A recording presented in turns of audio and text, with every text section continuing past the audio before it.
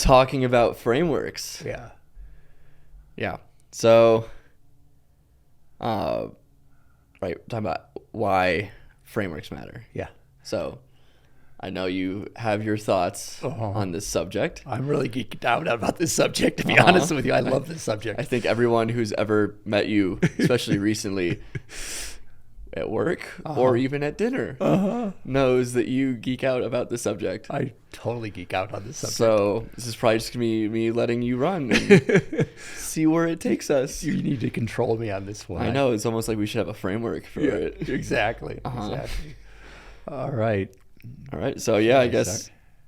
So, obviously I knew we were going to talk about this today, and I'm genuine when I say, and I know, right, that I'm really geeky about frameworks. I've been using frameworks since, basically since I got out of college. And I think certain personality types are more attracted to frameworks than other personality types. So I'm an INTJ, so I love to find frameworks that I can use, and then I'm good with it, right? I don't need as a J, boom, if this framework works, I'm going to leverage it until someone introduces me to another framework that I think is even better. Whereas a P could just play with frameworks all the time and never make a decision to go with one. But as a J, I'm like, no, if I think this is a great framework, I'm going to lean into it, because when you lean into something, this is my J brain, right? When you lean into it, now you use it more and more and more, and you just become better and better and better, and you have the compounding of knowledge associated with using a framework, right? So let's stand back a little bit, because I prepared for this just a little, and asked ChatGPT, what's a framework, right? So a framework, in a general sense, can be understood as a basic conceptual structure used to solve or address complex issues. It provides a systematic approach for understanding situations and guiding action. Frameworks are often used across fields such as business, technology, science, and academia to organize ideas, principles, or methods in a coherent manner. They enable individuals or organizations to tackle problems or projects in a structured way, ensuring that all critical aspects are considered. There's more, but I'm going to stop there. So a map is a framework, right? And so if you and I wanted to go somewhere and we didn't have a map, right, we would potentially have arguments around it. We would you'd have this instinct, I'd have an instinct, go left, go right, whatever. We've actually experienced this before together. You have a horrible sense of direction. Thank you for sharing that with all of our audience. Yes. Terrible physical sense of direction. Yes, thank you. Yes, I'll give you some credit there.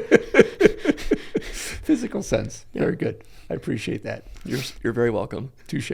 But, maps are frameworks, right? And, a map's not the territory, but because obviously if the map were the territory, the map wouldn't be needed. But the problem with maps, the reason we use maps is we have this, let's say you're looking across the United States, obviously, how we're going to get from here to there. We have this framework, this tool that enables us to go from here to there relatively efficiently, right? And it's not just efficiency in terms of the travel, it's actually a little bit of efficiency in terms of us debating how to get from here to there, as an example. And obviously with GPS these days, there's not even the debate around how to get somewhere, because it's do you want to go 2,000 miles and have it take you whatever time, or you want to go 2,500 miles, but you're going through these really cool places, and those are good conversations. But just, the beauty of frameworks is they enable us to not only do work well, but to do work well together, right? And, there's lots of frameworks that we use in terms of how to help people build and manage and scale a business. There are business operating systems. Those are frameworks, right? EOS is a framework, and at its core, it's got the 6 key components, and it's got a framework around process and things like that. So those are frameworks. Obviously, we have the 9 core competencies as a framework. Establishing a vision, right? There's a framework for that. The framework is both where we have the components, right? Core values and purpose, passion, just cause, ideal client, unique value proposition, compelling, audacious goals, things like that we believe any good vision should have. So we have a framework for thinking about vision, as an example. We use the RACI framework all the time at 90. And so RACI, for those who don't know, is who's responsible, who's accountable, who's consulted, and who's informed. And that enables us to reduce the tension associated with a bunch of people working on a project, because only one person's accountable, right? You can divide all the things in the project up amongst a bunch of different people, so you can have different people responsible.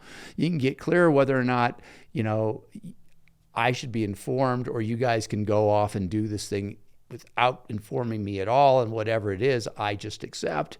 Or I could say, hey, guys, I want to be informed as you're moving along this process in case I think you're going off track, as an example. And then, of course, there are people who you want to consult, and they want to consult, so you want to sort of involve them in the process. And so, we at 90, we're huge believers in ROCs and 90, marching 90 days at a time, and allocating, I don't know whether it's 5 or 10% of our efforts, probably somewhere between 5 and 10% of our efforts against ROCs, right? And so those are things that move the organization forward. And ultimately, we have probably, I don't know whether it's 80%, maybe 70% of people are involved in ROCs. In a company with 170 people, that's a lot of people moving the organization forward. But to do those ROCs, we have a framework around those, right? So we actually incorporate RACI into our ROCs, and so that we're all crystal clear on who's responsible for what. And so there's another framework, right? We have a framework for quarterly conversations, right? We start with the core values, and then we start with roles, accountabilities, and responsibilities, and then we look at how we've been doing in terms of living up to certain agreements, like our ROCs and our to-dos, because we believe that to-dos are agreements, as an example, and ROCs are agreements, and core values are agreements. And right, we lean into this thing called an agreements-based culture, because we believe deeply that if we're all on the same page in terms of things that are important, that really matter, and we have an agreement, then conversations are really easy, especially if agreements are lived up to. And if they're not lived up to, right, then we all of a sudden, it's like, hey, was it you? Was it me? Is there something else that we should be talking about? So, just like in the movie The Sixth Sense, right, to me, frameworks are everywhere. And like I said, I could geek out and go on and on and on. Like Scrum is a framework, Agile is a framework, right? The way we look at SWOT analysis is a framework. The way we look at our data and some of the skills we're developing, our whole website's based upon design thinking. And we used to use material design for our icons, and now we've created our own framework for icons. I'll shut up. Yeah. It's like, a framework is the thing that helps you, especially when you're lost, right? Like a map. Yeah. It helps you get back on track, because there's a thing that helps you to sort out the unknown. Yeah. To sort out the chaos and actually make sense of it. And if it's explicit, then everybody has the same thing to revert back to and to touch base with. Yeah, and like I said here in technology and software development, a framework refers to a set of tools, libraries, and best practices designed to help developers build applications more efficiently. For example, web development frameworks like Ruby on Rails and React we're mean, right? So we're Mongo, Engage, Node, and Angular, right? Provide pre-written code, components, and conventions to streamline the development process, allowing developers to focus on unique features rather than reinventing basic functionalities, right? Once you've made sense of the thing, there's no, right, like your J thing, there's no point in going back and trying to redo the work, the really hard work of making sense of the stuff. Yeah, and it's funny because just today, right, I put forth a framework to the senior leadership team for thinking about our 9 core competencies and vision. So I combined the two things together. And I think it's a pretty compelling framework. But and it's based upon Sinek's Golden Circle, right? Oh, yeah, we did the why, who, how, what. Exactly. Yeah. But he doesn't have the what in there. He just has. He doesn't have a who. His is why, how, what. Exactly. And I'm proposing, right, that it's why, who, how, what, right? And so then Tim was like debating with me. I love Tim. We love to debate, right? Whether what or how goes, is which one's the outer ring, right? And I said, well, we deeply believe in who, not how, right? And so once you get the who done, then let them figure out the how. But ultimately, when they're figuring out the how, they can figure out what they can and can't get done, right? And Tim had his own perspective on why it should be what, then how. And I'm like, look, it's a debate. It doesn't matter. We just got to choose. You choose the thing to start with, and then the good thing about frameworks is they refine over time. Yeah, Right. yeah. And as a J, and he's a J too, right? He's a P. He's the NTP. Oh, he's a P. That's right. And so he's got two things going for him or against him, and for me and him, right? So he's thinking out loud, and I'm sitting there not thinking out loud, and then he's going to go both ways. Not thinking. We're not thinking. That's not nice. Anyway. But right, tying this back into sort of the broader theme of the podcast. Right. Why do frameworks in particular matter to founders, and why is it so necessary to integrate them, so really necessary to integrate them into everything that you do and really leverage them to the maximum extent? Right. So, I mean, this is a whole nother, it goes super deep and geeky on, because we've been talking about it a lot lately, in terms of when you start a company, as soon as you get going, there's just so many different things and rabbit holes and things you could focus on. And my experience has been that not just at the beginning of starting the company, but for a long time until someone knocks you over the head, right? Until you bump your head into the wall and bleeding. I shouldn't even go there, right? But until you're really hurt, right? You just do some things that are not so really, sort of thoughtful. So what do I mean by that? So as you know, and I don't know if we've talked about this, I think we've talked about this before on the podcast, right? I believe that building a great company is not that complicated, right?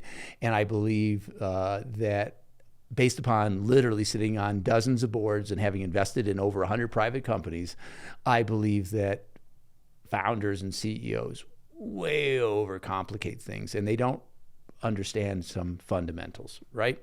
And they don't take advantage of some things.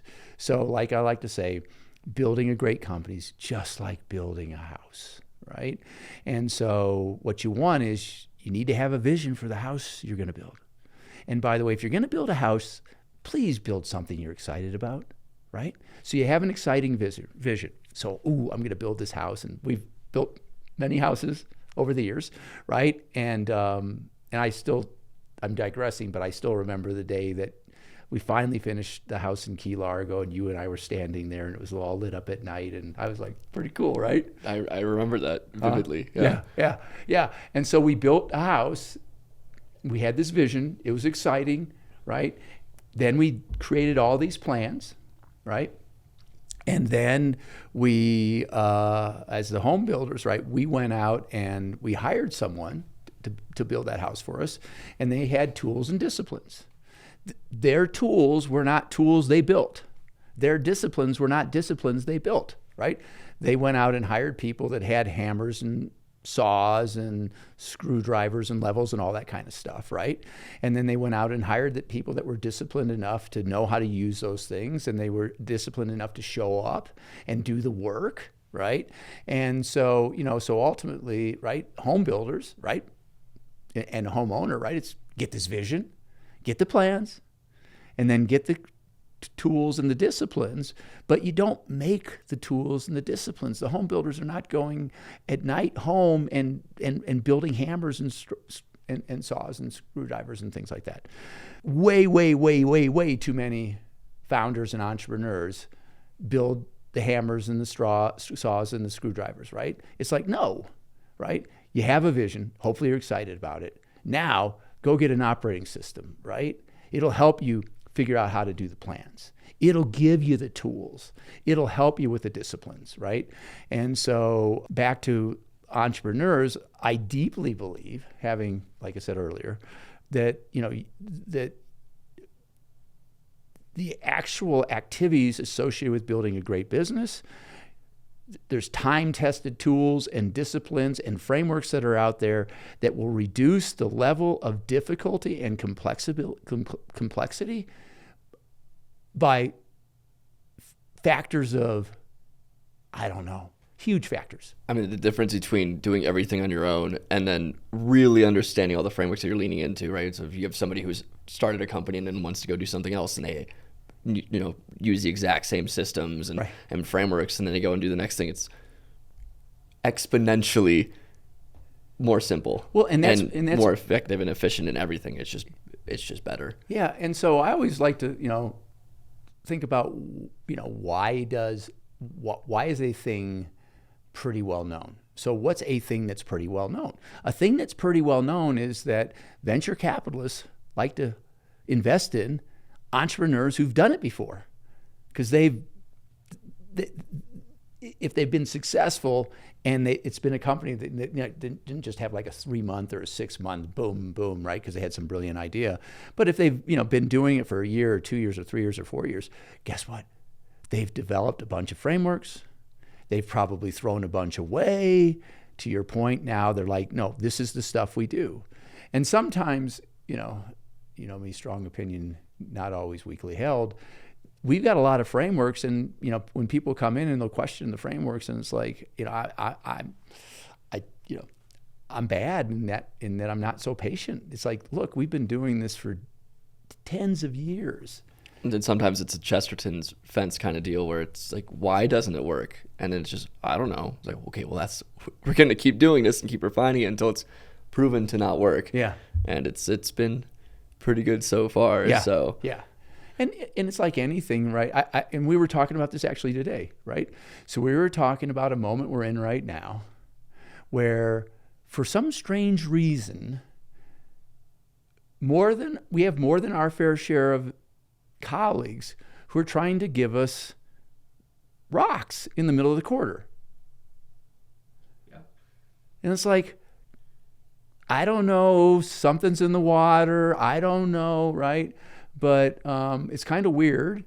But we have, that people who've been around us for a long time, a year or more, right? I'm thinking through the names in my head right now, are like, they're throwing rocks at us right now. It's like, no, right?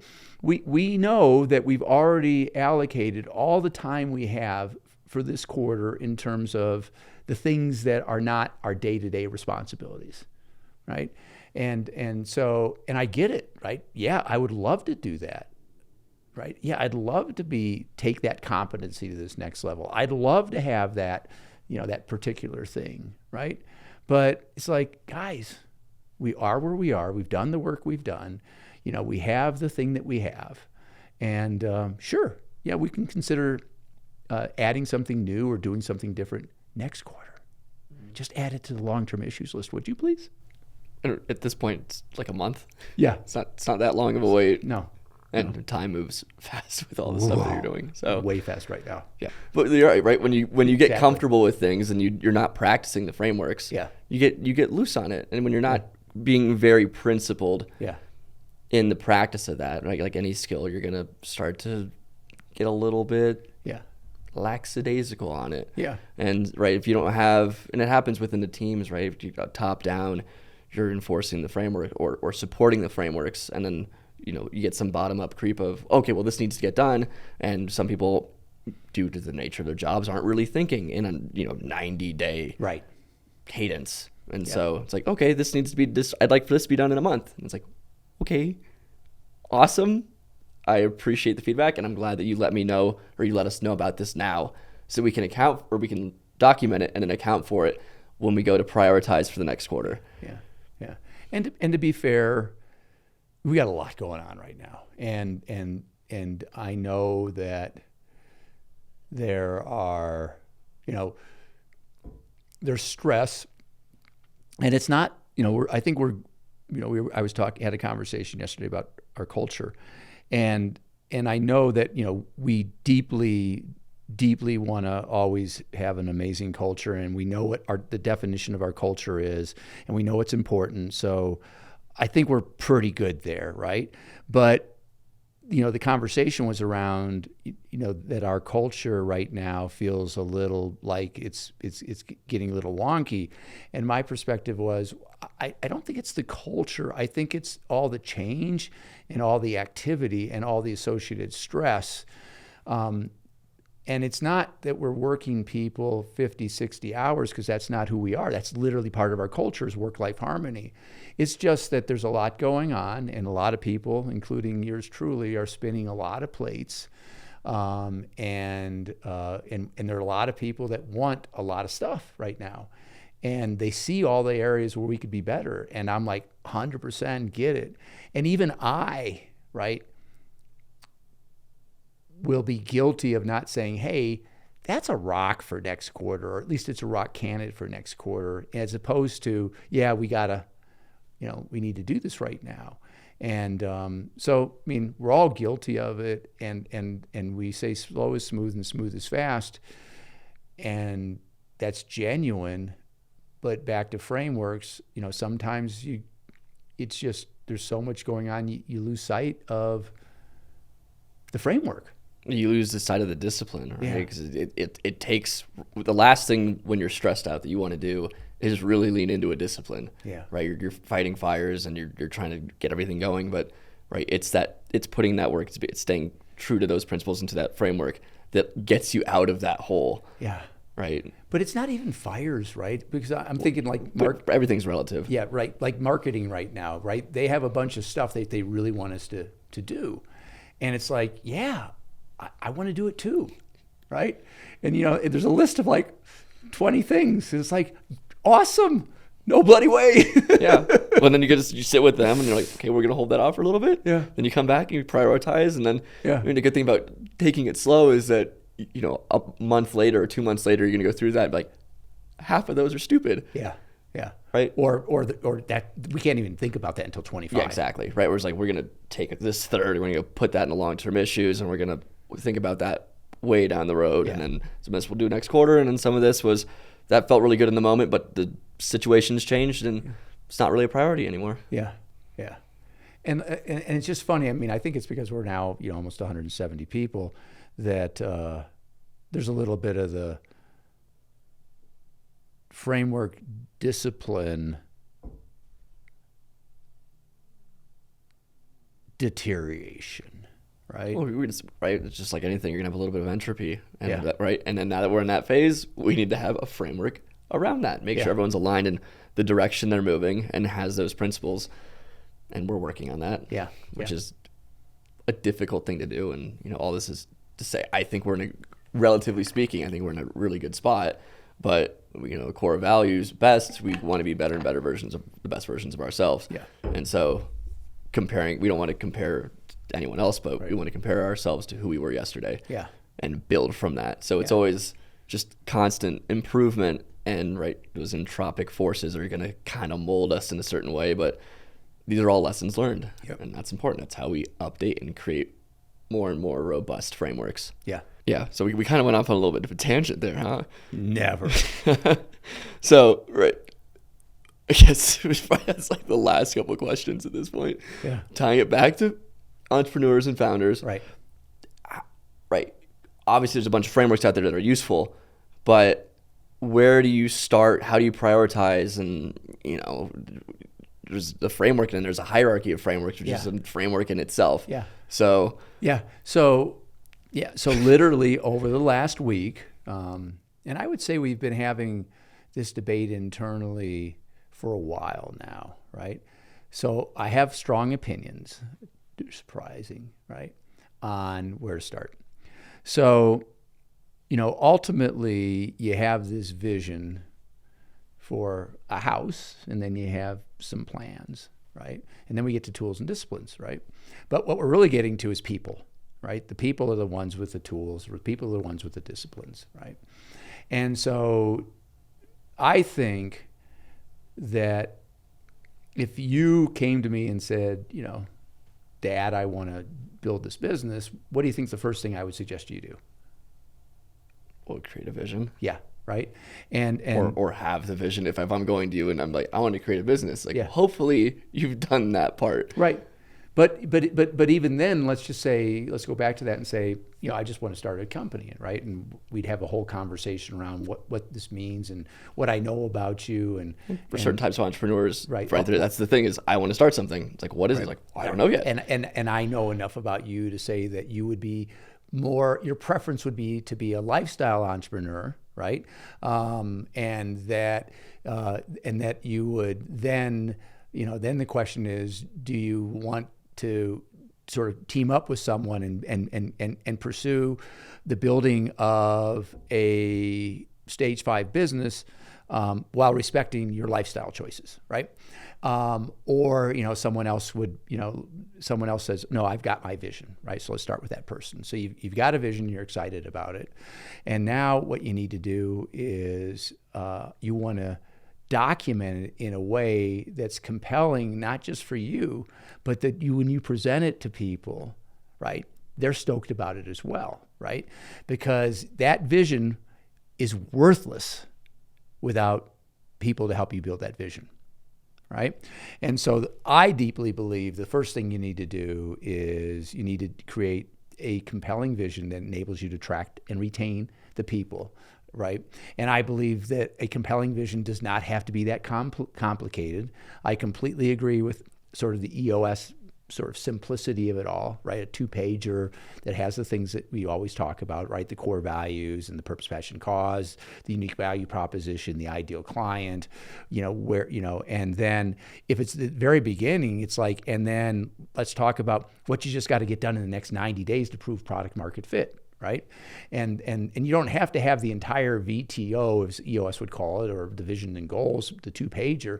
You don't have to have it all the way out to 3 years, right? You just need to sort of have a decent sense, and then you start the journey, right? You bring on some people to help you. You have a decent sense. You're basically, you're just focusing on product market fit. It's like the next 90 days, and get to the point where you're like, okay, I'm willing to take that next step and maybe hire people, right? And then all of a sudden, other things become more important. And maybe within the first 6 months, you're like, no, I need a 1-year plan. And then things are going well. And now I need a 3-year plan. And now, right, I've got my head around my compelling and audacious goals. And you work your way through going from having the core of the vision, which is the why, right, to the who's, which is your ideal client and your ideal employees.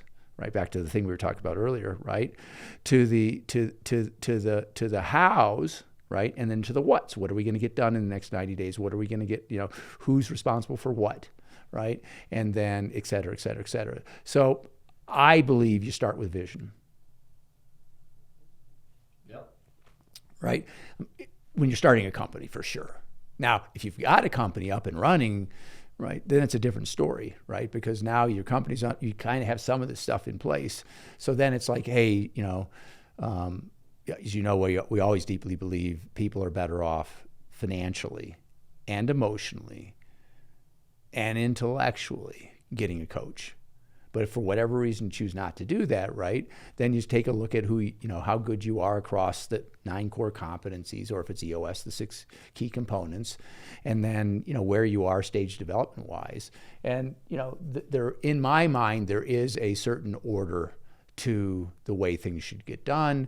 As an example, if someone said, well, I just did the 9 core competencies and my weakest competencies process, I would say that doesn't necessarily mean that's the thing for you to focus on right now, right? Yeah, it's implicit, and yeah, everybody's kind of running around. Maybe they're not doing things as well as they should be. But at the stage of development you're at, is that really the most important thing? Or is it revenues? Or is it, refining your unique value proposition, or, right?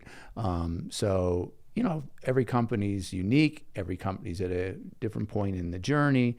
But back to frameworks, the stages of development are pretty clear, and what you should be focusing on at each particular stage of development is pretty clear. So whether you're a just I got this idea, or you're a company that's at stage 4, on the cusp of stage 5, I would give you different advice. Yeah, but the framework's the same. Just your position within the framework. Exactly. Is what changes. Yeah. And that would be a great topic for another episode. All right. I look forward to that other episode. I'm sure you do.